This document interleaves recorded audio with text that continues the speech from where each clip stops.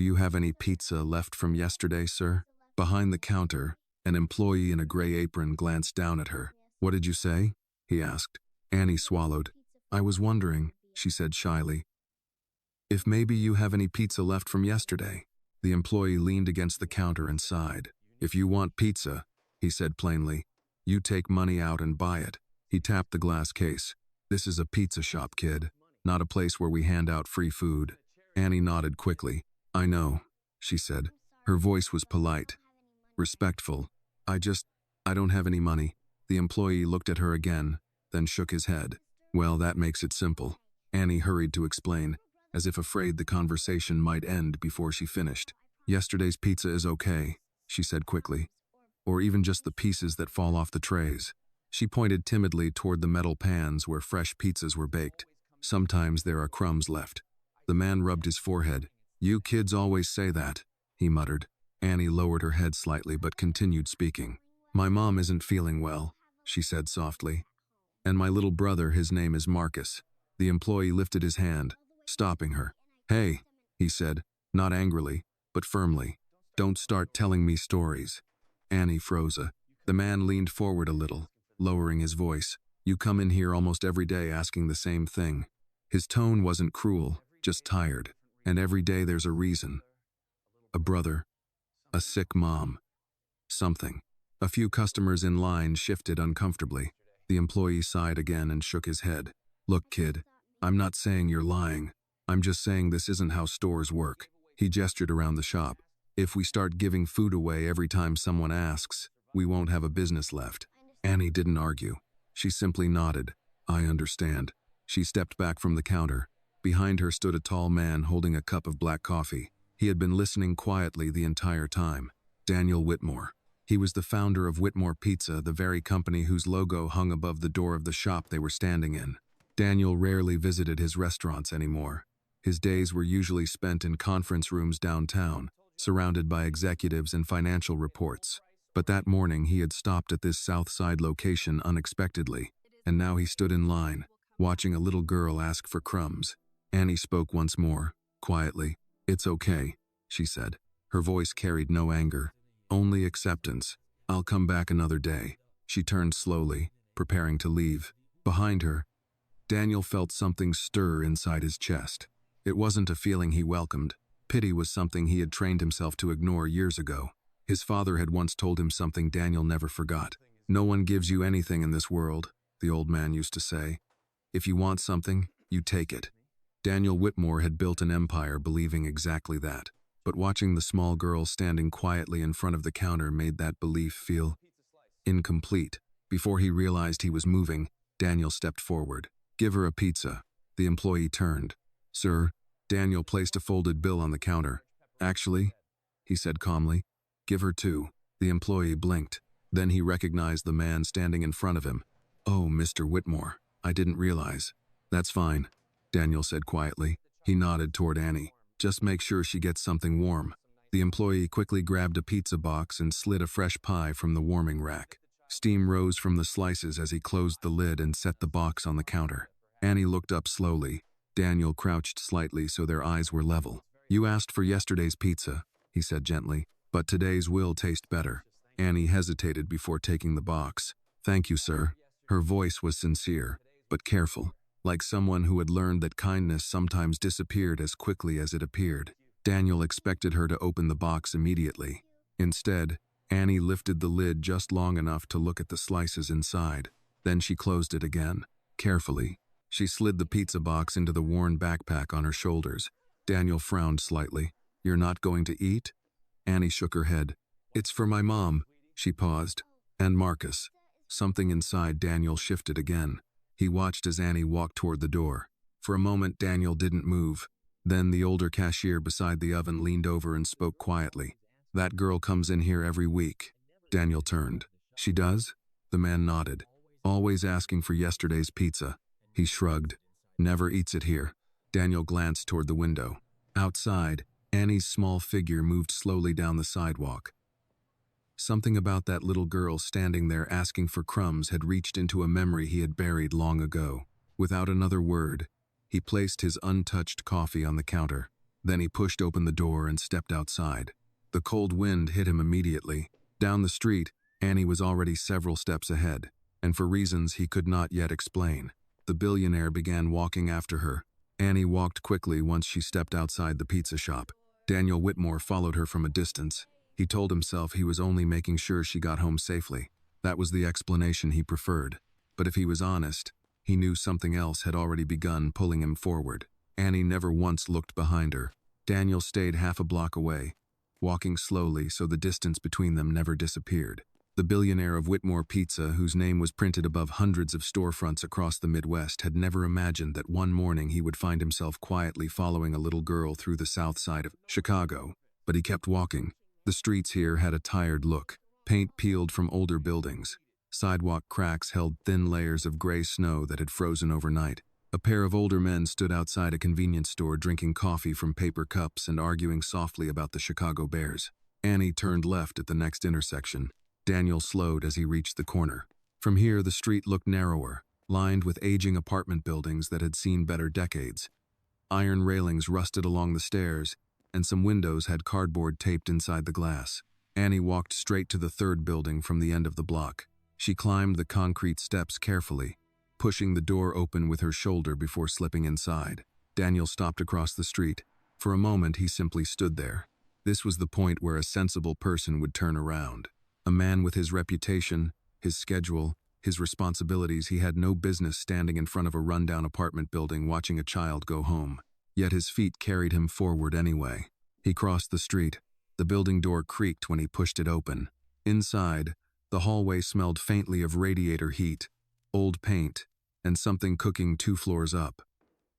The lighting was dim, and one of the ceiling fixtures flickered weakly. Daniel paused. Upstairs, he could hear small footsteps moving quickly along the floorboards. He followed quietly. The stairs groaned slightly beneath his weight. So he moved carefully, placing each step near the edges of the boards. The second-floor hallway stretched ahead of him in a narrow line of worn carpet and chipped paint. At the far end, Annie stopped at a door labeled 2B. She struggled briefly with the key before the lock clicked open. Daniel quickly stepped back toward the corner before she could see him. The door opened, then closed. For a few seconds, the hallway was silent. Daniel moved closer, not directly to the door, but close enough to hear. The walls in old buildings had a way of carrying sound. Through the narrow crack where the doorframe met the wall, voices slipped out clearly enough for someone standing nearby. Inside the apartment, Annie spoke first. "Marcus, slow down," she said gently. A small boy's voice answered immediately. "You got pizza?" "Yes," Annie said. There was a pause, then the sound of cardboard opening. Daniel could almost picture the scene without seeing it. "Wow," the boy whispered. "Wait," Annie said softly. "Let's give Mom first." A woman coughed. The sound was deep and rough, the kind of cough that seemed to scrape against the lungs on the way out. Daniel felt his shoulders stiffen. Then he heard the woman's voice, weak but warm. "Annie, where did you get that?" "The pizza shop," Annie answered. "You didn't spend money we don't have, did you?" "No," Annie said quickly. "They gave it to me." There was another cough. "Sweetheart, you shouldn't keep asking them for food." Annie's voice grew quiet. "I only asked for yesterday's pizza." Daniel leaned slightly closer to the door. Inside, Marcus laughed softly. "This one smells better than yesterday." "That's because it's fresh," Annie said. Then she added something that made Daniel's chest tighten. "The man at the shop bought it." There was a short silence. "Did you thank him?" the mother asked. "Yes." Another cough followed, longer this time. Daniel closed his eyes briefly. He had heard that sound before. Years ago, on a winter night, he had almost forgotten. Inside the apartment, Annie spoke again. "Mom, you should eat." "I'm not hungry," the woman replied. "You say that every time," Annie said quietly. A small rustling sound followed, as if Annie were placing the pizza into someone's hands. Marcus's voice spoke again. "Mom, Annie said my name at the shop." "What do you mean?" the woman asked. "She told the man about me." Annie quickly interrupted. "I didn't tell him anything bad." "I know," the woman said softly. Then she added something that made Daniel's breath stop. "You always try to take care of everyone first." The woman coughed again. When she spoke next, her voice sounded even weaker. "You remind me of someone I met a long time ago." Daniel felt his heart beat harder. Someone who needed help, the woman continued slowly. Someone who was standing in the cold just like you were.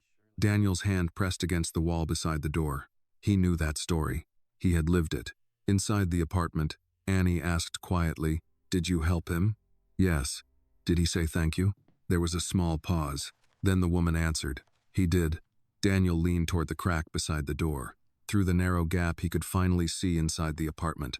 A small living room, a worn couch, a thin blanket, and the woman sitting against the cushions. Her face was older now, thinner, but the moment the light from the window touched her features, Daniel Whitmore felt the past crash into the present. He knew her. Sarah Johnson.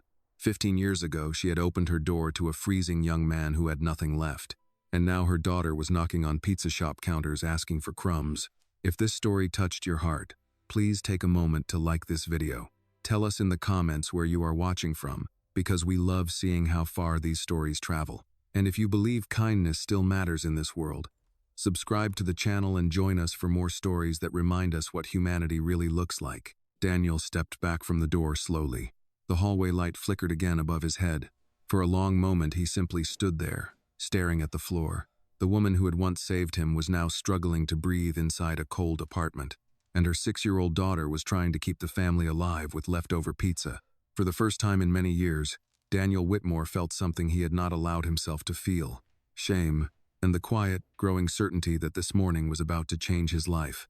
Daniel Whitmore did not leave the hallway immediately. He stood there in the dim light outside apartment 2B, his hand still resting against the peeling wall beside the door. The old fluorescent bulb above him flickered again, buzzing faintly as if it too were tired of holding itself together.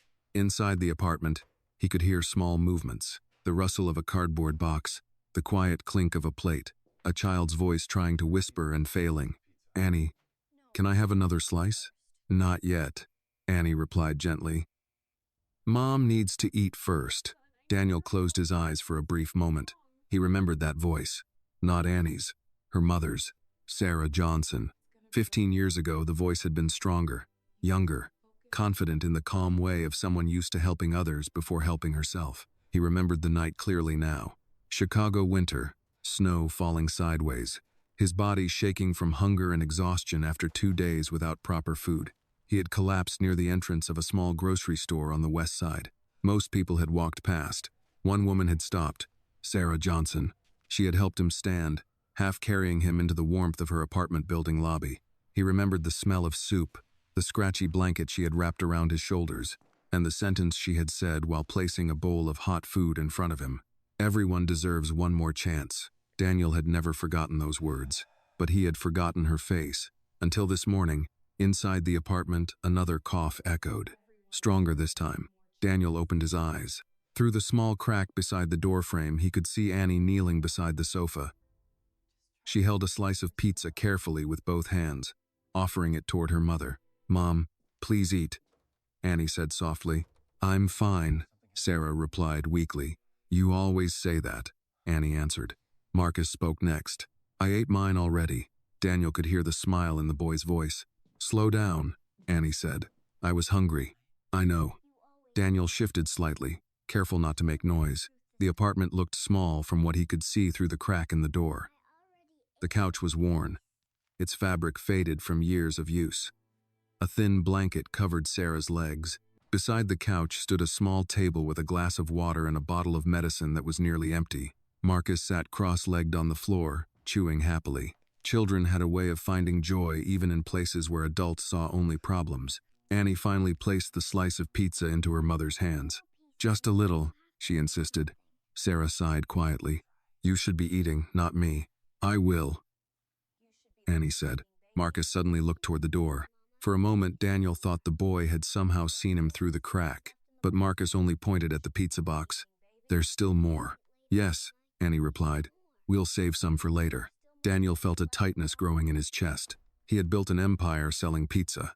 Hundreds of stores, thousands of employees, millions of slices every year. And yet here, less than 3 miles from his corporate headquarters, a 6-year-old girl was carefully rationing slices like they were winter supplies. Inside the apartment, Sarah spoke again, her voice thin with exhaustion. "You shouldn't keep asking that shop for food." Annie looked down. "I only asked for yesterday's pizza." I know. You said it was okay if we were polite. Sarah managed a faint smile. It is okay to ask, she said softly, but you must never beg. I didn't beg. I know. Marcus spoke again. That pizza was better than yesterday's. Annie laughed quietly. That's because it was fresh. Sarah looked at her daughter. Did someone give it to you? Yes. Who? A man. What man? The one standing behind me in line. Sarah studied Annie's face. Did you thank him? Yes. Daniel felt the air leave his lungs slowly. Through the small opening beside the door, he watched Sarah lift the pizza slice with shaky hands. She took a small bite, chewing slowly as if even eating required effort. The cough returned again a few seconds later. Daniel stepped back from the door. He suddenly felt like an intruder. For years, he had believed that distance was strength, that keeping problems far away allowed a person to succeed without distraction. But standing in that hallway, listening to the quiet struggle inside apartment 2B, that belief began to feel fragile. He walked slowly back toward the stairwell. Each step felt heavier than the one before it. At the bottom of the stairs, he stopped beside the building entrance. The cold wind pushed against the door from outside. Daniel rested his hand against the metal frame. 15 years ago, he had been the one standing in the cold. Sarah Johnson had opened a door for him. She had given him warmth, food, and a chance to rebuild his life. Now she was sick in a failing apartment while her daughter searched pizza shops for leftovers. Daniel stepped outside. The wind cut across the street again, carrying the smell of traffic in winter. Across the block, a small grocery store opened its doors for the day. A delivery truck backed into an alley. Life continued moving, unaware of the quiet story unfolding inside one aging apartment building. Daniel looked back once toward the second-floor windows. Behind that glass lived the woman who had once saved him, and 2 children who now depended on her strength. A thought settled in his mind slowly. Not a plan. Not yet, but something close. He reached into his coat pocket and pulled out his phone. For a long moment he stared at the screen without dialing, because for the first time in many years, Daniel Whitmore understood something clearly. Money had built his success, but gratitude might decide what kind of man he became next. Daniel Whitmore did not drive back downtown that morning. Instead, he remained seated in his car across the street from the apartment building for nearly 20 minutes, his hands resting loosely on the steering wheel while the engine idled softly. The heater hummed, pushing warm air through the vents, but he barely noticed it. His eyes stayed on the building. Second floor, left window, apartment 2B. Through the thin curtains, he could see movement occasionally, shadows shifting across the pale fabric when Annie passed through the small living room. Daniel had spent most of his adult life making decisions quickly. That had been one of the reasons people trusted him with money, with companies, with expansion plans worth millions. In business, hesitation was expensive. Clarity was power. But this decision felt different. This was not a boardroom calculation. This was something older, something heavier. He leaned back against the leather seat and closed his eyes briefly. 15 years earlier, Sarah Johnson had not asked questions before helping him. She had not demanded proof that he deserved her kindness. She had simply opened the door. And now he had the chance to do the same. Daniel reached for his phone again. This time he dialed. The call connected almost immediately. "Good morning, Mr. Whitmore," a calm voice answered. Daniel's assistant, Linda Park, had worked with him for nearly 10 years. She had the rare ability to sound both professional and quietly human at the same time. "Linda," Daniel said. "Yes, sir. I need the name of the best pulmonary specialist in Chicago." There was a brief pause. "For yourself, sir?" "No." Another pause. Shorter this time. "I'll have a list in 5 minutes." "Not a list," Daniel replied. "The best one." "Yes, Mr. Whitmore." The call ended. Daniel set the phone down and looked back toward the apartment building. Snow had begun falling again, thin flakes drifting slowly across the street like dust in sunlight. A few minutes later, Annie appeared in the second-floor window. She was holding Marcus. The boy clung to her shoulders while she pointed at something outside, probably the snow. Marcus laughed. Even through the glass, Daniel could see the brightness of that small moment. For a child, snow still meant magic. For adults, it meant cold apartments and higher heating bills. Daniel's phone vibrated. He answered. "I have a name," Linda said. "Dr. Henry Caldwell, Northwestern Memorial, head of pulmonary medicine. Is he working today?" "Yes. Call his office," Daniel said. "Tell him I need him to see someone." Linda hesitated. Is this a private matter? Yes, I'll arrange it. Daniel ended the call. He stepped out of the car.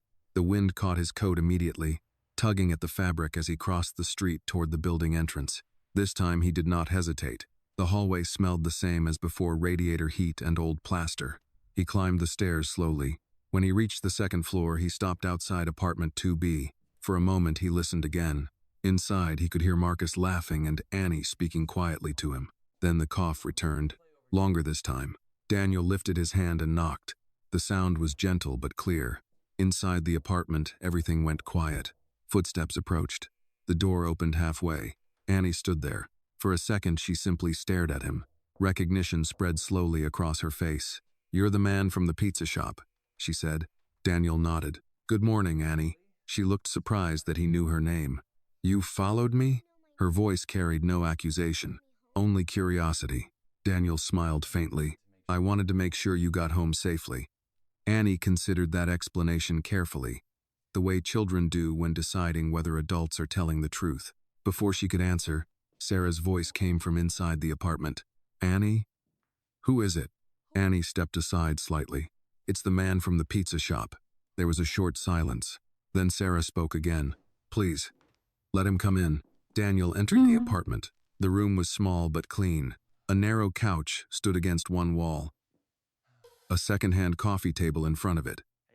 The kitchen area consisted of a single counter, a sink, and a small stove that looked older than Annie. Marcus watched Daniel cautiously from the floor. Daniel crouched slightly. "Marcus, right?" The boy nodded slowly. Daniel smiled. "I'm Daniel." Marcus studied him for another moment, then returned to playing with the pizza box lid. Daniel turned toward the couch. Sarah Johnson sat upright now, though the effort clearly cost her. The blanket had slipped from her shoulders slightly, and her breathing sounded strained. Up close, the years were visible in her face, but Daniel still recognized her. She studied him carefully. Then her eyes widened. For a moment she said nothing. Then she spoke his name quietly. "Daniel?" He nodded. Sarah leaned back slightly, almost in disbelief. "You made it," she said softly.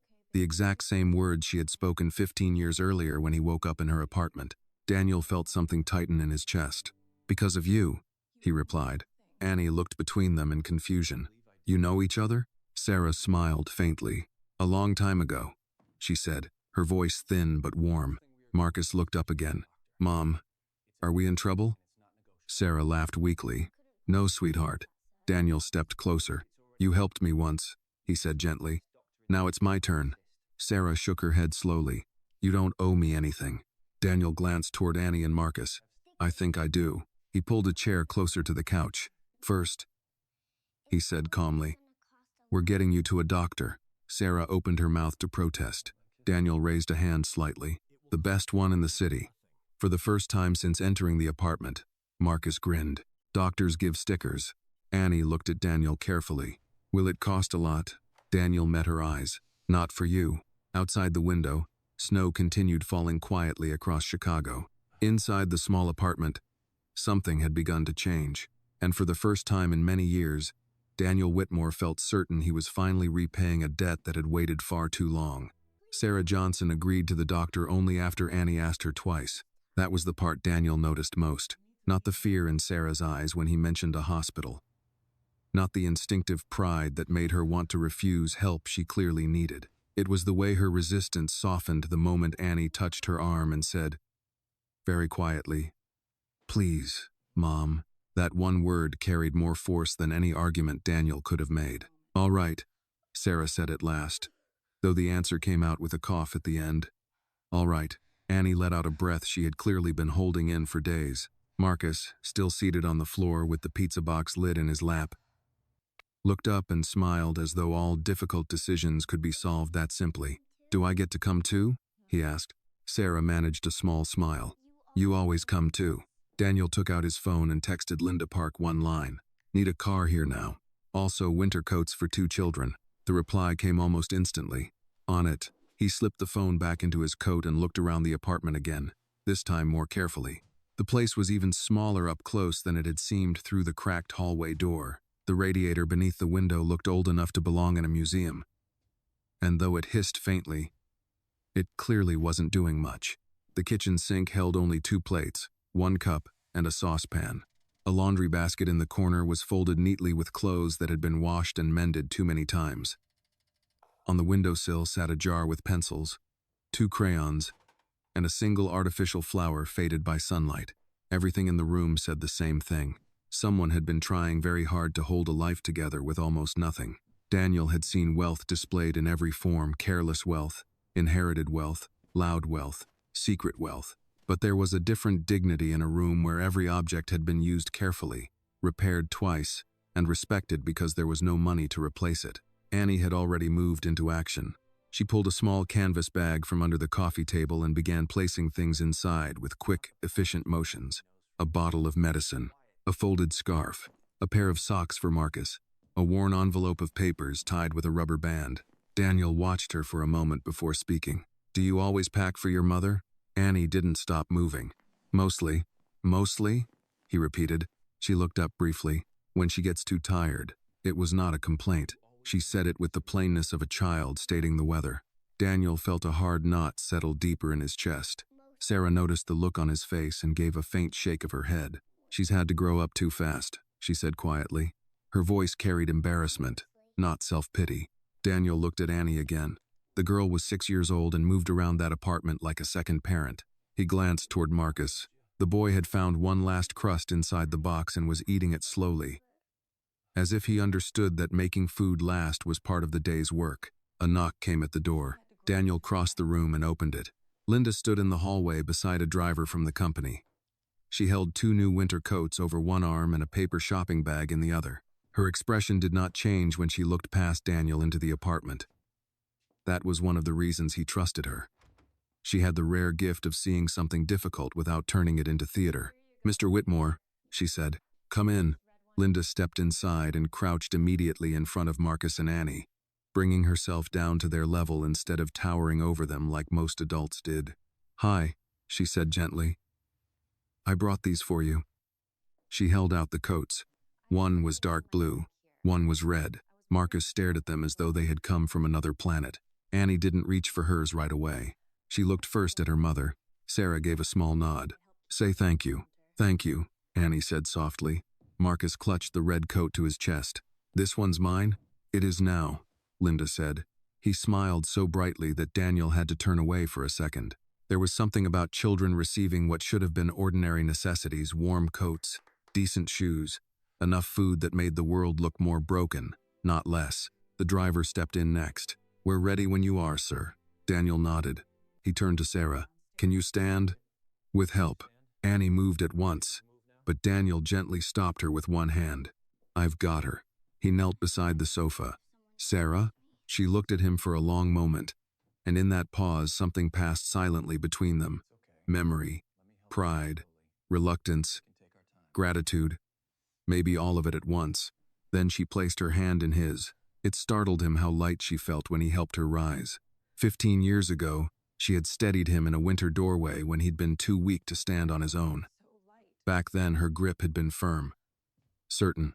Today, her fingers trembled, and every step she took looked borrowed from some deeper reserve she had almost spent. Annie grabbed the bag of papers and medicine. Marcus put on his red coat backwards. Linda quietly turned it around for him without saying a word.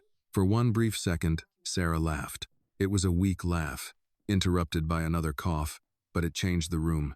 Even sickness could not fully erase the woman Daniel remembered. He helped Sarah toward the door. At the threshold, she stopped and looked back at the apartment. Not dramatically.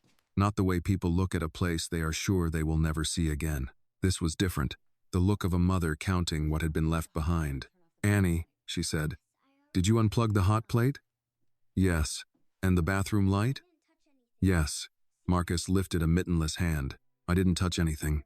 Sarah smiled faintly. "I know, baby." They moved slowly down the hallway, Daniel supporting Sarah on one side while Annie walked close enough to catch whatever might fall, though there was nothing in her small arms strong enough to carry that burden. Still, she stayed close. Children like Annie always stayed close. They learned early that love often looked like vigilance. Outside, the cold hit them immediately. The company sedan waited at the curb. Marcus stopped short when he saw it. "Is that a limo?" Daniel almost smiled. "No, he said. Just a car. Marcus looked unconvinced. The driver opened the rear door. Linda guided Annie and Marcus inside first. Daniel helped Sarah lower herself carefully onto the seat, then got in beside her. As the car pulled away from the curb, Annie turned and looked back at the apartment building through the rear window. Daniel noticed that. "Did you forget something?" he asked. She shook her head. "No." "Then what are you looking at?" Annie took a moment before answering. "I just like to know it's still there." The sentence was simple, but it stayed with him all the way downtown. At Northwestern Memorial, everything happened quickly after that. The emergency intake staff recognized Daniel Whitmore immediately, though to their credit they were discreet about it. Forms appeared. A wheelchair arrived. A nurse in navy scrubs asked practiced questions in a voice that was both efficient and kind. "How long has the cough been going on?" Sarah tried to answer, but Annie spoke first. "Since before Christmas." The nurse paused and looked down at her. "And the fever?" "On and off," Annie said. "Mostly at night." Daniel looked at the girl. She had the exactness of a child who had spent too long paying attention because no adult around her could afford not to. They took Sarah through double doors a few minutes later. Before disappearing inside, she reached for Annie's hand. "Stay with Marcus." "I will." Sarah looked at Daniel next. There was still pride in her gaze, and some worry. But now there was also trust, reluctant and fragile, like something taken out of storage after years of disuse. "Thank you," she said. Daniel shook his head once. "You don't owe me that." But she had already been wheeled away. Annie stood still for several seconds after the doors closed. Marcus tugged on her sleeve. "When's Mom coming back?" Annie swallowed. "Soon." It was the kind of answer children gave one another when the truth was too large to hold. Daniel looked at the two of them, one in a red coat too new for him to stop touching, the other standing straight-backed with fear hidden under responsibility, and understood with uncomfortable clarity that this morning had already crossed a line. He was no longer helping strangers. He was stepping into a debt, and somewhere deep inside, a voice he had ignored for years began to whisper that perhaps debt and gratitude were not weaknesses at all. Hospitals have a way of slowing time. In the waiting area outside the pulmonary unit at Northwestern Memorial, the clock on the wall seemed to move differently than clocks anywhere else in the city. Every minute felt longer. Every sound carried farther. Daniel Whitmore sat in a chair near the window, his coat folded beside him. The winter sunlight filtered through the glass, pale and quiet against the polished floor. Across from him, Annie sat beside Marcus. Marcus had discovered that the hospital chairs rolled slightly if you pushed them with your feet. For several minutes he entertained himself by sliding forward and back in tiny movements. "Marcus," Annie said gently. "Don't do that." He stopped, then 2 seconds later tried again. "Marcus." "Okay." Daniel almost smiled. Children adapted to waiting in ways adults never quite learned. A nurse passed through the hallway pushing a cart of supplies. Another family sat several chairs away, speaking quietly in Spanish. A television mounted near the ceiling played muted news footage about traffic on the Kennedy Expressway. Normal city life. But inside the double doors where Sarah had been taken, the world had narrowed to test results and medical decisions. Annie's hands rested quietly in her lap. Daniel noticed that she wasn't fidgeting the way most children her age would. She simply watched the doors. "How long have you been taking care of your mom?" he asked gently. Annie looked at him. "A long time." How long is a long time? She thought about that.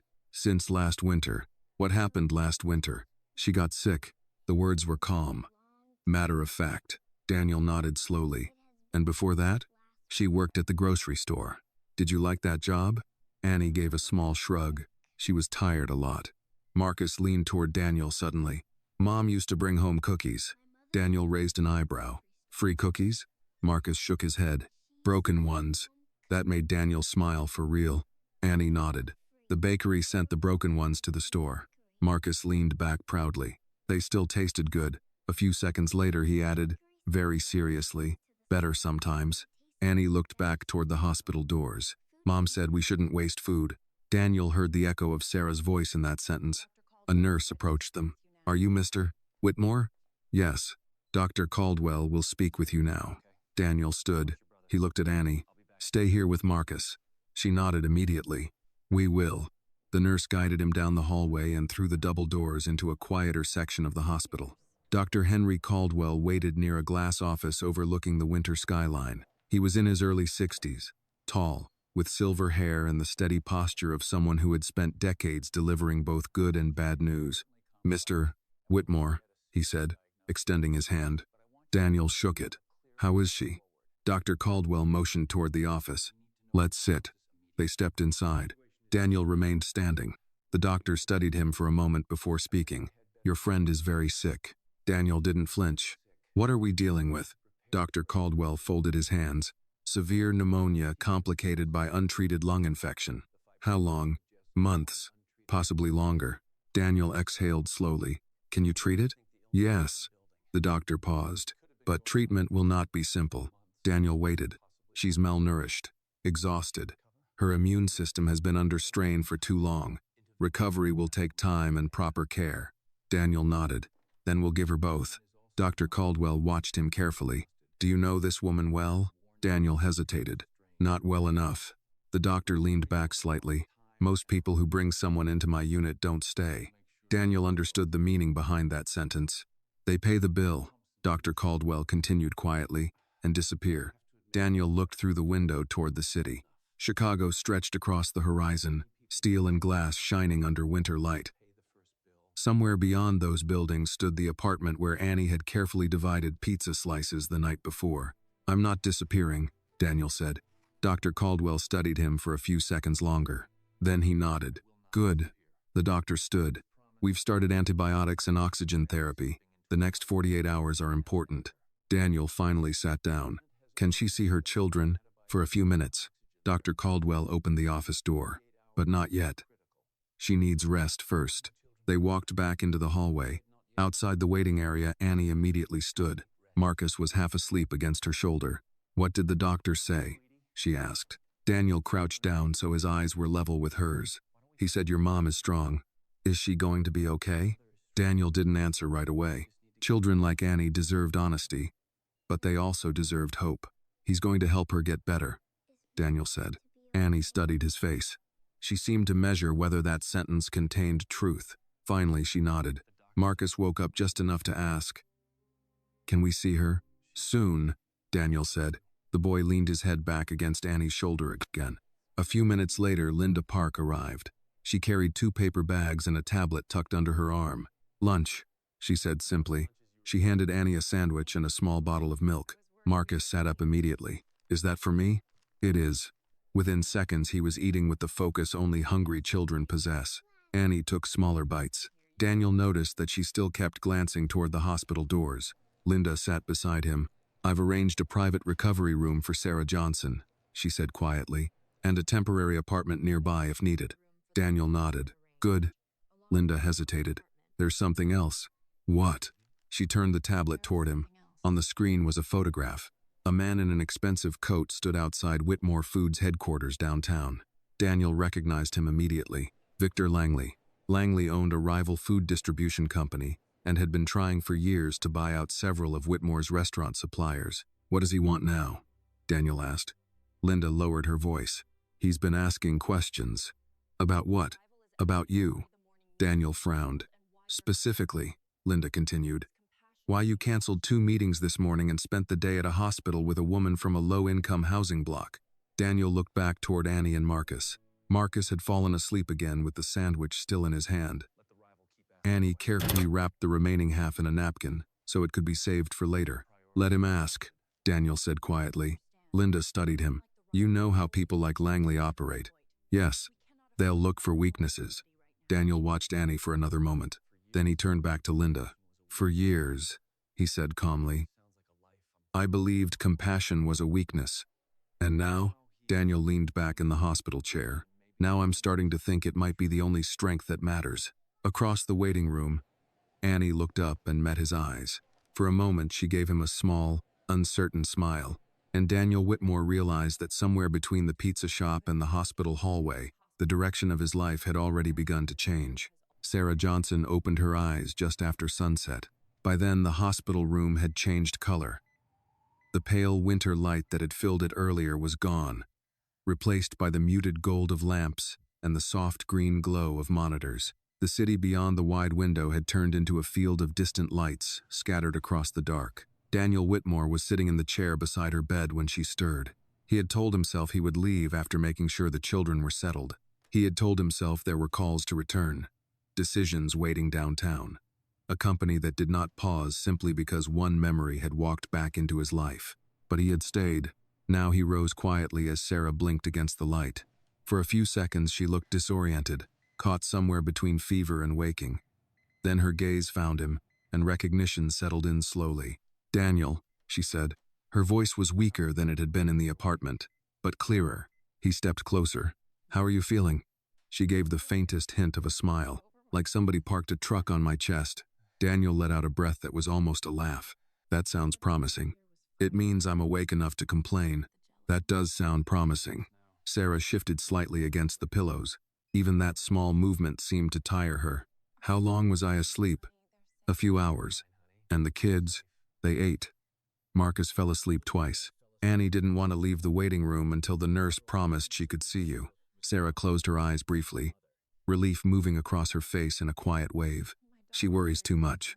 Daniel looked at her for a moment before answering. "She worries exactly as much as she thinks she has to." Sarah opened her eyes again. The truth of that sat between them without softness. Outside the door, hospital sounds moved on distant footsteps, a rolling cart, voices lowered by habit. But inside the room, everything felt still. Sarah looked toward the window. "Funny," she murmured. "What is?" "I spent months trying not to end up in a hospital because I knew I couldn't pay for it." She turned her head slowly back toward him. "And now, I'm in a room bigger than my apartment." Daniel said nothing. "I know this isn't charity," she added after a pause. "Or at least I don't think it is." "No," he said quietly. "It isn't." Sarah studied him. "You remembered." It wasn't a question. Daniel nodded once. "Not at first." That seemed to amuse her. "You forgot the woman who saved your life?" "I forgot her face," he admitted. "Not the night." Sarah looked down at the blanket covering her. "Good. I'd hate to think I fed you soup for nothing." He smiled despite himself. The smile faded quickly. "I should have looked for you." Sarah turned her head slightly. "Why?" "Because people don't get to save your life and then disappear into nothing." She was silent for a moment. "That happens every day, Daniel." "Maybe it shouldn't." Sarah watched him carefully, as if deciding how much honesty the moment could bear. "When I helped you," she said softly, "I wasn't thinking about gratitude. You looked like a man standing too close to the edge. That was all." He remembered that, too. The way she had not questioned his pride, the way she had spoken to him as if he were still a person even while he sat shivering under a borrowed blanket in her old apartment. Back then he had been 25 and furious at the world, humiliated by how quickly one bad season of life could strip a man down to hunger and cold and silence. He had expected judgment. She had offered soup. "I know." Sarah gave a small shrug, then winced from the effort. "Life doesn't always leave room to keep up with everyone you help." Daniel sat back down. "And life didn't leave room for anyone to help you?" Something changed in her expression at that. Not defensiveness, not exactly. Something older, warier. "I had help," she said. "When? Different times, different people." She looked toward the door, then back to him. "But help comes and goes. Bills don't." He let that settle. The monitor beside the bed kept its calm rhythm. "Where's Marcus's father?" Daniel asked carefully. Sarah's gaze hardened, not dramatically, just enough to close one door and open another.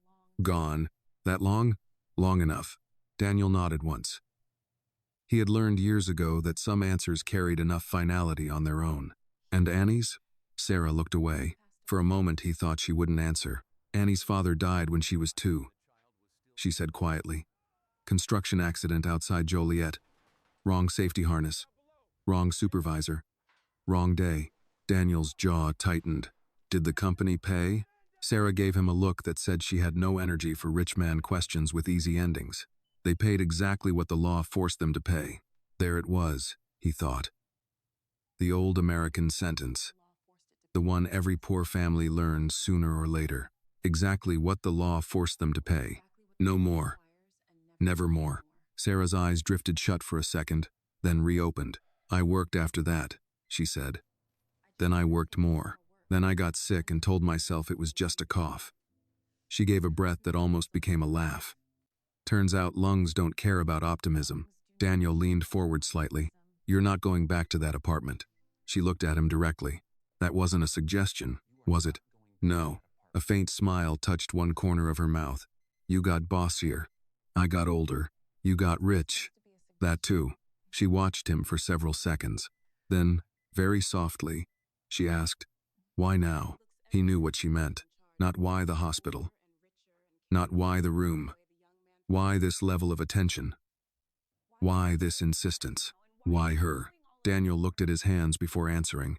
They rested on his knees, steady now, though that was not how he felt. For years, he said, I told myself that success meant never needing anyone, never depending, never looking back. Sarah listened without interrupting. This morning I heard your daughter asking for leftover pizza. His voice lowered. Then I followed her home and listened through your door, like a man with no manners at all. That drew the slightest laugh from her. Annie always did bring people to the truth faster than they planned. He nodded. I heard the way she spoke to Marcus, the way she spoke to you. He looked up. And I realized something I should have understood a long time ago. What? That the world I built has room for profit, efficiency, growth, strategy. He exhaled slowly. But it has not made enough room for grace. Sarah was quiet for a long time after that. When she finally spoke, her voice was almost a whisper. Grace is expensive. Daniel thought of boardrooms, investors, rivals like Victor Langley, men who would call compassion a liability while billing their cruelty as realism. Yes, he said, I'm beginning to see that. A soft knock came at the door. A nurse stepped inside with Annie and Marcus just behind her. The children stopped the instant they saw their mother awake. Mom? Annie's voice broke on the word. Sarah held out one hand. Annie crossed the room quickly but carefully, as if afraid too much speed might somehow undo the miracle of finding her mother sitting up. Marcus followed at once, climbing onto the edge of the bed with the confident entitlement only small boys possess until the nurse gently redirected him to the chair. Sarah touched Annie's cheek. I'm okay. Annie nodded, but her eyes filled anyway. You scared me. I know. Marcus looked at the monitor. What's that number? It means I'm still here, Sarah said. He seemed satisfied with that and settled against Daniel's leg without asking permission. Exhausted enough to forget caution, Daniel glanced down at the boy, then back at Sarah. She was looking at him over Annie's bent head. There was gratitude in her expression now, yes, but also something else. Recognition, not of the man he had been, of the man he might still choose to become. The hospital room became quieter after visiting hours. By 9 in the evening, most of the lights in the hallway had dimmed, and the steady rhythm of machines replaced the daytime movement of nurses and carts. Outside the wide window, Chicago glowed with winter traffic and distant office towers still lit from late meetings. Inside the room, Marcus had fallen asleep in the reclining chair beside the bed. His red coat had become a blanket, half slipped across his legs. Annie sat near the foot of the bed with a book the nurse had brought from the pediatric waiting shelf. She turned each page carefully, though Daniel suspected she was not really reading. Sarah slept again. The medication had finally quieted the cough that had shaken her lungs all afternoon. Daniel stood near the window with a paper cup of coffee that had already gone cold. Linda Park entered quietly a few minutes later, closing the door behind her. I arranged the apartment, she said in a low voice. Daniel turned slightly. Where? 3 blocks from here. Furnished. 2 bedrooms. That was fast.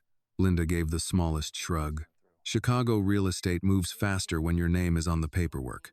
Daniel nodded. Good. Linda glanced toward the bed where Sarah slept. How bad? Serious, Daniel said. But treatable? Yes. Linda exhaled slowly. That's something.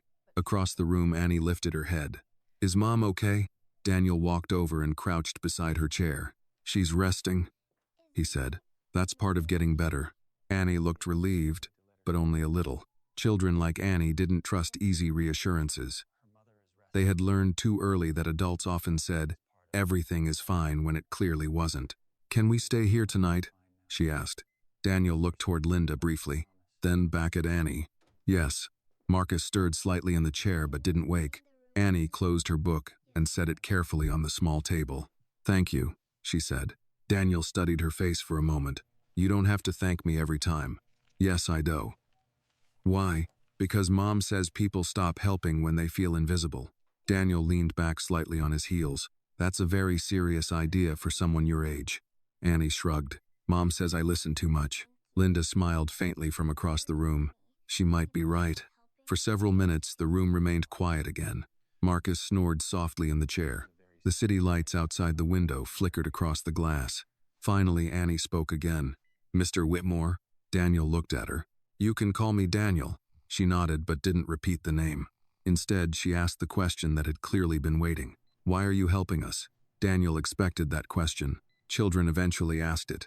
They wanted the rule explained, the balance of the world clarified. Adults sometimes asked it too, but with suspicion instead of curiosity.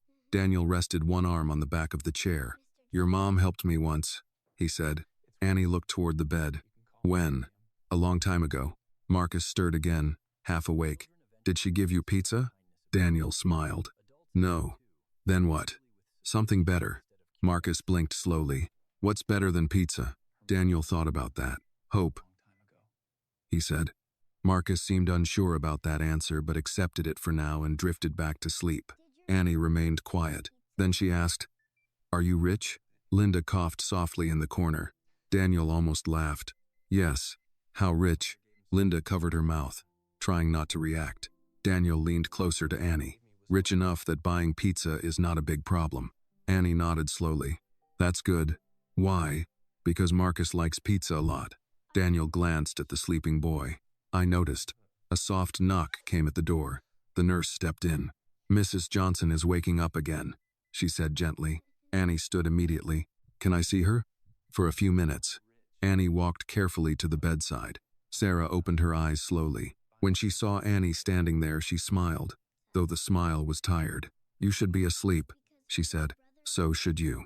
Sarah reached for her hand. You're taking care of Marcus? Yes. And yourself? Yes. Sarah looked over Annie's shoulder toward Daniel. I see he's still here. Daniel stepped closer. I promised the doctor I wouldn't let your children stage a hospital revolt. Sarah gave a faint laugh that turned into a soft cough. Annie squeezed her hand gently. Easy. Sarah looked at her daughter with quiet amazement. You sound like a nurse. I practiced. Daniel watched the moment without speaking. Something about the way Annie held her mother's hand, careful, steady, protective, reminded him again how thin the distance was between childhood and responsibility in families like this. Sarah noticed his expression. You see it now, she said softly. See what? How she's been living. Daniel nodded once. Yes. Sarah closed her eyes briefly. I tried to shield them. You did. But you can't shield children from everything. No, Daniel said quietly. The nurse checked the monitor and adjusted the blanket. Only a few minutes more, she said. Annie leaned forward slightly. Mom? Yes. When we leave the hospital, where are we going? Sarah looked at Daniel. He answered before she could. Somewhere warm. Annie's eyebrows lifted. Warmer than our apartment? Yes. Does it have heat? Daniel smiled gently. Yes. Annie nodded as though that alone made the future manageable. Marcus suddenly woke with a loud snort. Did I miss dinner? The room broke into soft laughter. Even Sarah. Outside the hospital window, the snow had begun falling again across Chicago. Inside the room, something quiet but important had begun to take root. Not charity, not obligation, something steadier. The beginning of a family choosing one another. The next morning, Daniel Whitmore walked into a board meeting with hospital coffee still on his breath and almost no sleep in his system. The conference room on the 32nd floor of Whitmore Foods overlooked downtown Chicago in clean, expensive lines, glass, steel, winter sky. The long walnut table shone under recessed lighting. A tray of pastries sat untouched near the far wall. Assistants moved in and out quietly with tablets and printed folders. Everything in the room reflected order, control, and the kind of wealth that knew how to make itself look effortless. Daniel took his seat at the head of the table. Around him sat the people who helped him run his company. Chief Financial Officer, Operations Director, Legal Counsel, Marketing Head. Regional managers patched in on video screens. And 2 seats down from Daniel, leaning back with practiced ease, sat Victor Langley. Langley was not an official Whitmore executive, but he had become impossible to avoid in recent years. He controlled one of the largest food distribution channels in the Midwest and had been pushing aggressively for a deeper strategic partnership with Whitmore Pizza. He was polished, influential, and always smiling a half-second longer than sincerity required. "Morning, Daniel," Langley said. Daniel nodded once. "Victor." Linda Park sat to Daniel's right, tablet open, expression composed. Normally, Daniel began meetings with numbers, quarterly performance, supply issues, expansion projections. But that morning, before anyone else could speak, he placed both hands on the table and said, "We're making a change." The room quieted, not because Daniel's voice was loud, because it never needed to be. He looked down the table. "Effective immediately. Every Whitmore Pizza location in the city will begin a controlled food recovery program." A few heads tilted. The CFO, Richard Hale, frowned. Daniel continued, "At the end of each business day, unsold but safe food will be packaged and distributed through approved neighborhood partners, churches, shelters, and youth centers." Silence. Then Richard spoke first. "That's a charitable model." "Yes." Richard adjusted his glasses. "We're a restaurant chain, Daniel, not a non-profit." Victor Langley smiled faintly, saying nothing yet. Watching, Daniel kept his gaze on Richard. "We're also a company that throws away enough food every week to feed neighborhoods we pretend not to see." That landed harder than anyone expected. The marketing head shifted in her chair. The legal counsel spoke next. "There are liability concerns." Linda answered before Daniel could. "We can structure distribution through partner organizations with compliance agreements and food safety waivers." The lawyer nodded slowly. "So it's possible." "It is," Linda said. Richard still looked unconvinced. "Possible isn't the same as profitable." Victor finally leaned forward. "There it is," he said smoothly. "The real question." Daniel turned his head slightly. Victor folded his hands. "You built this company because you understood a basic truth. Emotion is expensive. If you open the door to sentiment-driven policy, you don't just absorb food costs. You create expectations, then dependency, then brand confusion." He smiled politely around the table. "Investors hate confusion." Daniel watched him for a moment. Normally, he would have answered with numbers. That had always been the safest language in rooms like this.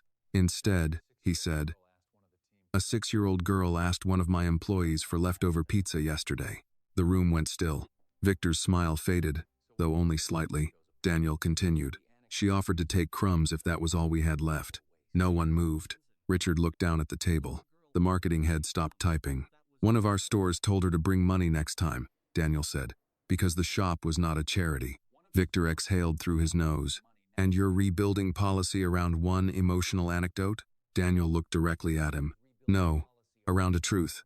Victor spread one hand casually. "Which is that there are children in this city who know our logo better than they know the inside of a full refrigerator." Silence again, this time deeper. Daniel let it sit. He wanted the discomfort, wanted these people smart, highly paid, well-dressed people to feel even one fraction of the distance between this room and apartment 2B. Richard cleared his throat. "What exactly are you proposing?" Daniel nodded to Linda. She slid printed packets down the table. "A pilot program," Daniel said. 12 city stores. 90 days. Daily tracked inventory recovery. Community distribution through vetted partners. If successful, we expand. The operations director glanced through the papers. "This is already mapped out." "Yes." "When did you do this?" "Last night." That drew a look from several people. Victor leaned back again. "So this is personal." Daniel did not deny it. "Yes." Victor smiled, but there was no warmth in it now. Personal decisions make weak companies. Daniel's expression did not change. Cold companies make weak cities. That seemed to surprise even Linda. Victor tapped one finger against the table. "With respect, Daniel, that sounds good in a speech, but hunger is not a distribution issue you can solve with leftover slices." "No," Daniel said. "It's a moral issue we've spent too long pricing like waste." Victor gave a quiet laugh. "There it is again. Morality. Always a dangerous word in business." Daniel's voice dropped half a degree. "Only to people who profit from its absence." The room froze. Victor's face stayed composed, but his eyes sharpened. For a second, the two men looked less like executives and more like duelists who had finally stopped pretending the match was friendly. Richard broke the silence. "Daniel, even if the board accepts the pilot, Shareholders will ask why now. Daniel thought of Annie wrapping half a sandwich for later, of Marcus wearing his new red coat like treasure, of Sarah saying grace is expensive. Because we can, he said, and because not doing it anymore would say more about this company than any earnings report. The marketing head spoke carefully. If we announce this publicly, the story becomes bigger than food. It becomes social. It already is social, Daniel said. Children don't become hungry in private. No one answered that. He looked around the room, one face at a time. For years I told myself discipline built everything that mattered. Maybe that was true in the beginning, but discipline without mercy becomes vanity. He paused. And I have no interest in building a vain company. Victor stared at him. Then, lightly, almost conversationally, he said, "This about the woman in the hospital." Daniel did not move. Victor continued. "The one from the south side." Linda's posture changed beside him, subtle, but Daniel noticed. "What about her?" Daniel asked. Victor shrugged. "People talk. A billionaire spends the night at Northwestern with a sick woman and 2 children from a housing block. Naturally, people get curious." There it was. Not concern. A probe. A test to see where Daniel was vulnerable. Daniel answered calmly. "She once helped me when I needed it." Victor nodded as if that confirmed something. "So gratitude is policy now?" "No," Daniel said. "But it was a reminder." "A reminder of what?" Daniel looked straight at him. "That sometimes the people this city overlooks are the only reason men like us ever make it out alive." No one in the room spoke after that. Victor's smile disappeared completely. Richard looked back down at the packet in front of him. Linda broke the silence. "If there are no further objections, I'll begin partner outreach by noon." Daniel kept his eyes on Victor. There are no further objections.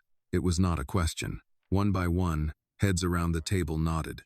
Some reluctantly, some thoughtfully, some simply because Daniel Whitmore still controlled the room. Victor did not nod, but he didn't argue again either. The meeting moved on after that to supply chains, vendor contracts, city permits, but the energy had changed. Under the language of commerce, something more human had entered the room, and no one quite knew how to put it back out. When the meeting ended, Victor lingered. The others filed out. Laptops closed. Folders gathered.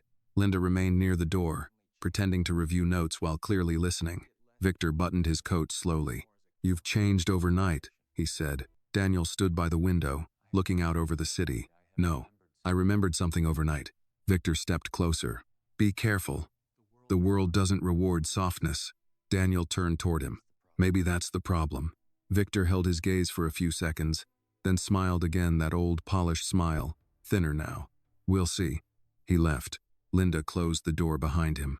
For a moment, neither she nor Daniel spoke. Then she said quietly, "He'll push back. I know. He'll look for leverage." Daniel looked out at Chicago again.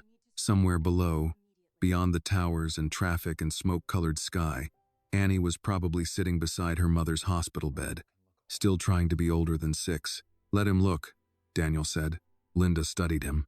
"This is bigger than a pilot program, isn't it?" Daniel answered without turning. "Yes." "What is it then?" He took a slow breath. "A debt," he said. "And maybe the first honest thing I've done with this company in years."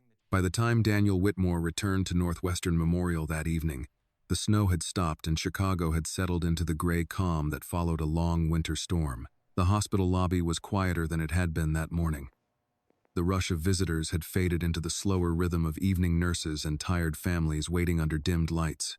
Daniel stepped out of the elevator on the pulmonary floor and walked toward Sarah's room. He could hear Marcus before he reached the door. And then the dragon fell into the lava.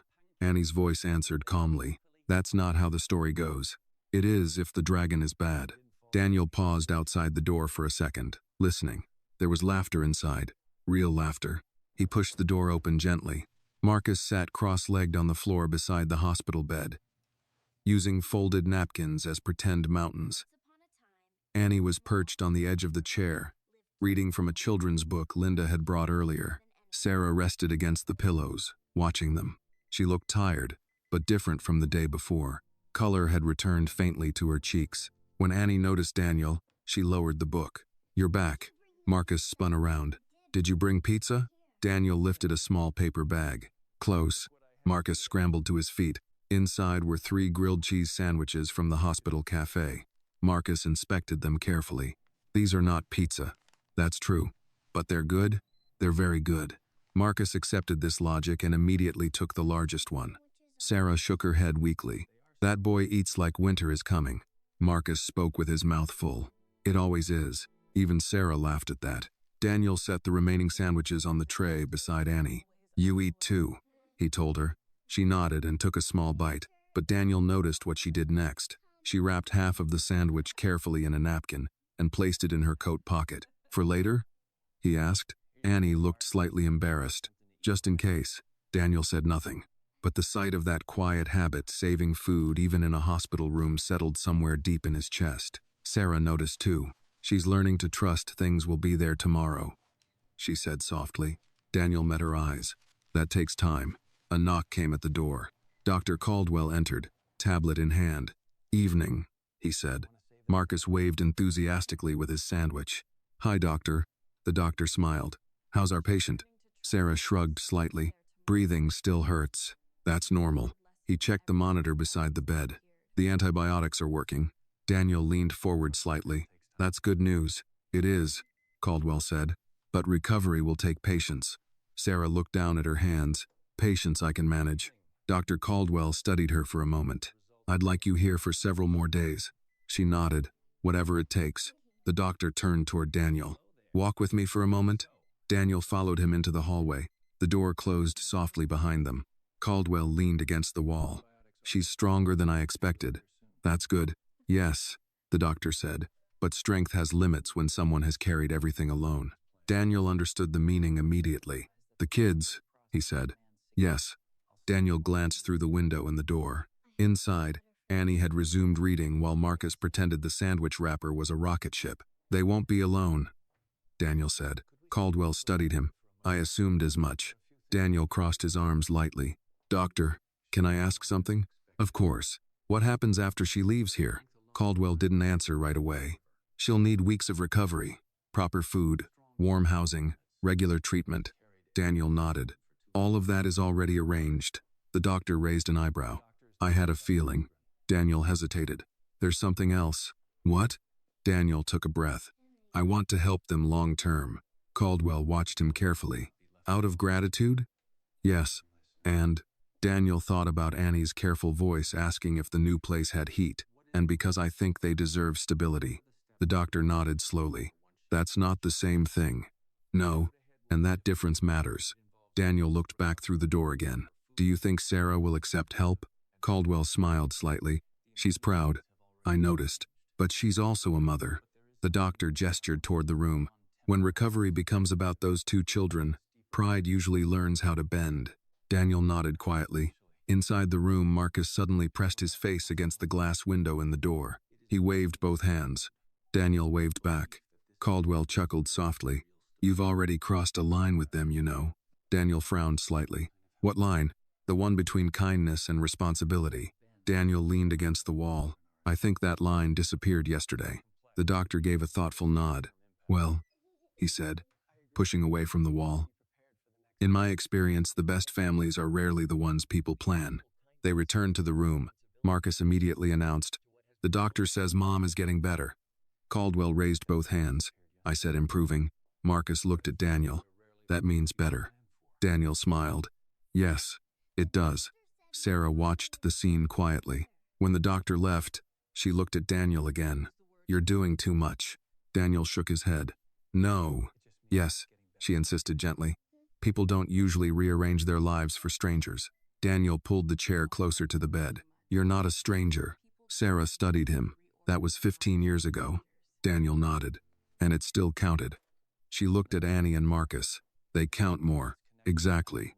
For a moment, neither of them spoke. Then Sarah said something very quietly. I'm afraid of what happens when this moment ends. Daniel leaned forward. It won't. Dot. She shook her head. Moments always end. Some do, he said. But some become something else. Sarah looked at him. Like what? Daniel thought for a second. Like a promise. Across the room, Annie was teaching Marcus how to fold the sandwich wrapper into a paper airplane.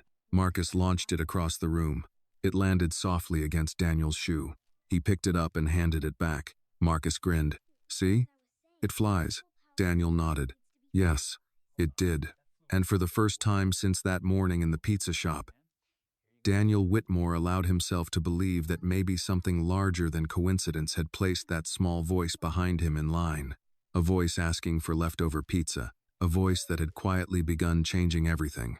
3 days later, Sarah Johnson left the hospital in a wheelchair with a wool blanket over her knees and a kind of disbelief on her face she could not quite hide. The morning was cold but bright. Sunlight spilled across the hospital entrance in pale winter bands, catching on the glass doors and the slush melting near the curb. Nurses moved around them with practiced smiles. A volunteer pushed another patient toward a waiting taxi. Somewhere nearby, a radio at the reception desk played an old Sam Cooke song softly enough to sound like memory. Marcus had been talking since breakfast. Does the new place have a couch? Yes, Daniel said. Does it have a TV? Yes. Does it have stairs? No. Marcus looked disappointed for exactly 2 seconds. Does it have snacks? Linda Park, standing beside the car with a clipboard in hand, answered before Daniel could. Yes. Marcus's entire face lit up. That's the best house. Annie said nothing. She walked beside the wheelchair with one hand lightly resting on her mother's shoulder. Not because the chair needed guidance, but because Annie herself did. Daniel had noticed that about her. Marcus ran toward comfort. Annie approached it slowly, like something that might vanish if she trusted it too fast. Sarah looked up at Daniel as they reached the car. You really arranged all this. It was not surprise so much as quiet exhaustion meeting evidence too large to dismiss. Yes, he said. You didn't have to. I know. The driver opened the rear door. Daniel and Linda helped Sarah in carefully. Annie climbed in beside her. Marcus slid in after them, already asking whether the apartment had windows that opened and if there would be real cereal there or just the kind in bags. Daniel got into the front seat. As the car moved away from the hospital, Sarah turned her head and looked back once through the rear window. The movement was small, almost private. Daniel saw it anyway. Do you want to go back? He asked. No, she said. Then, after a pause, I just haven't left a place in a while without worrying what waits on the other side. The city passed around them in winter grays and browns. Downtown glass towers gave way to older brick blocks, then to a quieter neighborhood near Lincoln Park where the sidewalks were cleaner and the trees, though bare, were trimmed. The apartment Daniel had arranged sat on the 3rd floor of a modest red brick building with a pharmacy on the corner and a diner across the street that had likely served the same breakfast for 40 years. When they pulled up, Marcus pressed both palms to the window. This is where rich people live? Linda smiled faintly. Not rich people, just warm people. Marcus accepted that answer. Inside, the apartment smelled faintly of fresh paint and lemon cleaner. The place was not extravagant. Daniel had not wanted extravagance. He had wanted safety without spectacle. 2 bedrooms, a kitchen with working appliances, new blankets, a dining table, a couch deep enough for real rest. On the counter sat grocery bags Linda had arranged that morning. Soup, bread, fruit, eggs, milk, cereal, crackers, tea. Marcus walked in first and stopped in the middle of the living room as if entering church. Whoa. Annie came in more slowly. She looked at the couch, the curtains, the kitchen light, the radiator under the window. Then she asked the only question that mattered to her. Does the heat stay on? Daniel nodded. All the time. Annie stood very still for a second, and though her face did not change much, something in her shoulders loosened. Sarah lowered herself carefully onto the couch. For several moments she said nothing at all. She just sat there with one hand against the cushion, testing its reality. This is too much, she murmured. No, Daniel said quietly. This is enough. Marcus had already discovered the pantry. There are 3 boxes of macaroni. Linda, still by the door, made a note on her clipboard. I'll add more. Sarah shook her head, overwhelmed. You don't have to keep doing this. Linda answered gently. Actually, I do. He signs my checks. That pulled the first real smile from Sarah since leaving the hospital. For a little while, the apartment filled with ordinary sounds. Cabinet doors opening. Water running in the kitchen. Marcus asking if he could have 1 apple now and maybe another later. Annie folding the hospital blanket before anyone could stop her. Sarah trying twice to stand on her own and being firmly told by both Daniel and Annie to sit back down. It felt, Daniel thought, like the beginning of something fragile and important. Then his phone buzzed. He glanced at the screen. Victor Langley. Daniel let it ring once, twice, then answered. "What is it?" Victor's voice came smooth and composed. "I hear you've gone domestic." Daniel walked toward the window, lowering his voice. "I'm busy." "Yes," Victor said. "So I've heard. New apartment, hospital bills, charitable programs. Very moving." Daniel looked out over the street below where an older couple in heavy coats were waiting to cross at the light. "Get to the point." "The point," Victor said, "is that investors are asking questions. Your board is nervous, and people have started telling a story." Daniel said nothing. Victor continued. "A billionaire saves a struggling family from the South Side after discovering the mother once helped him." Beautiful headline. The kind that makes reporters curious about whether compassion is strategy now. Daniel's voice cooled. "If you're threatening me, do it clearly." Victor laughed softly. "Not threatening, advising. Emotional visibility creates risk." Daniel turned from the window and looked across the room. Marcus was sitting on the floor with a cereal box in his lap, trying to read the back. Annie was in the kitchen pouring water into a kettle because Sarah had coughed twice, and she remembered the nurse saying warm air helped.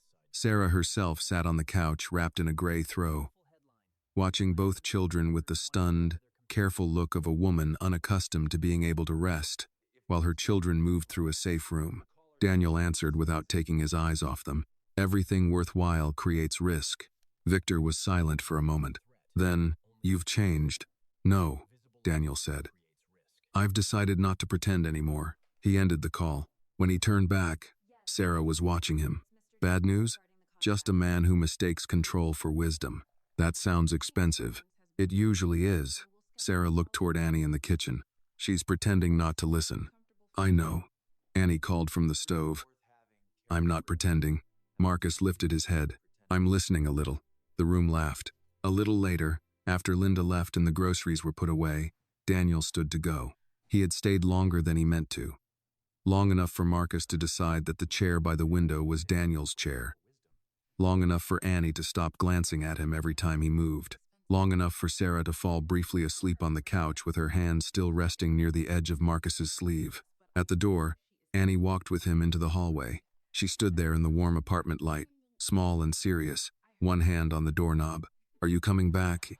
The question was simple, not dramatic, not pleading, but it held the whole weight of what children fear most, that help is temporary, that kindness has an ending built into it. Daniel bent slightly so he was nearer her height. "Yes," he said. "Tomorrow?" "Yes." Annie studied his face the way she always did when measuring truth. Then she nodded once. "Okay." He started toward the stairs. Behind him, she said, "Daniel?"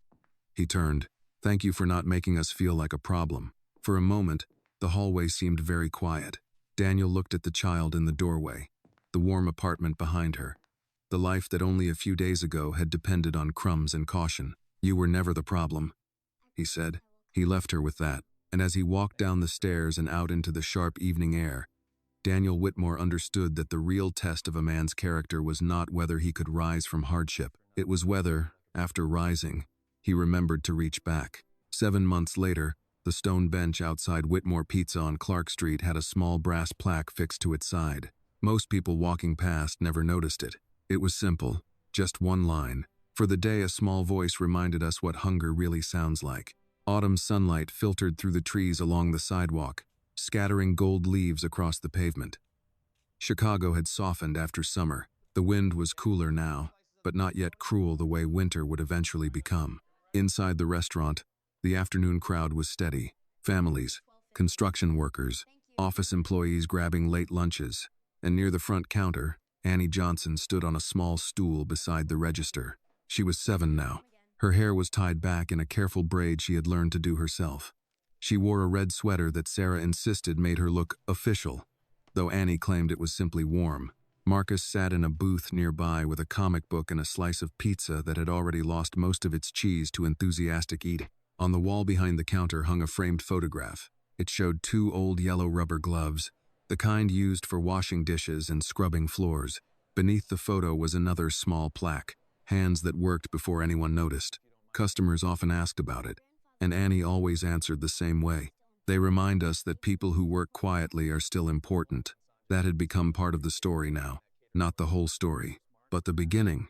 Across the restaurant, Daniel Whitmore stood near the window talking with the store manager. His suit jacket hung over one arm, tie loosened slightly. The past several months had changed the rhythm of his life in ways even his closest executives had not expected. The food recovery program had expanded from 12 stores to nearly every Whitmore pizza location in the Midwest. Every night, surplus food moved quietly into shelters, churches, and community kitchens. The numbers surprised even the accountants. Thousands of meals each week. Food that used to become trash now became dinner. At first, investors had worried. Victor Langley had certainly warned them. But something unexpected happened. Customers noticed. Communities noticed. And slowly, the company's reputation changed. Not louder, not more profitable in obvious ways, but stronger. Stronger in the quiet way that trust builds when people believe you are not pretending anymore. Victor Langley still operated his distribution empire across the city. He still competed aggressively. But he had stopped making public comments about Whitmore's sentimental policies. Because the truth was simple. The program worked. Daniel finished speaking with the manager and walked toward the counter. Annie saw him first. "You're late." Daniel checked his watch. 3 minutes. "That's late." Marcus looked up from his booth. "Did you bring anything?" Daniel placed a small paper bag on the counter. Marcus ran over. Inside were 2 chocolate chip cookies. "Victory," Marcus announced. Sarah appeared from the back kitchen, wiping her hands on a towel. She moved slowly still, but the cough had almost disappeared now. The months of treatment, proper food, and rest had given her back something she thought she might never recover again. Energy, life. She leaned against the counter. "You're spoiling him." Marcus shook his head with great seriousness. "I'm being supported." Daniel laughed. Sarah studied him quietly. "You've been busy. Company stuff. Saving the city one pizza at a time? Something like that." Sarah folded her arms. "You know you didn't have to keep coming here every afternoon." Daniel glanced around the restaurant. Employees moved through the kitchen. Customers talked at tables. Annie rang up a man buying 2 slices and a soda with calm concentration. "Yes," Daniel said. "I did." Sarah smiled faintly. "Still paying an old debt?" Daniel shook his head. "No." "Then what?" He looked toward Annie and Marcus. "Building something." Sarah followed his gaze. "Looks like you are." Outside, the autumn wind lifted a handful of leaves across the sidewalk. A little later, Annie carried a pizza box to a table near the window where an elderly man sat alone. She placed the box down carefully. "That one's from yesterday," she told him. The man looked confused. "I didn't order anything." "That's okay," Annie said gently. "Sometimes people just need lunch." The man hesitated. Then he nodded and opened the box. Daniel watched the exchange from across the room. Sarah noticed. "You're thinking again." "I do that sometimes." "What about?" Daniel took a slow breath. "About how strange it is." "What is?"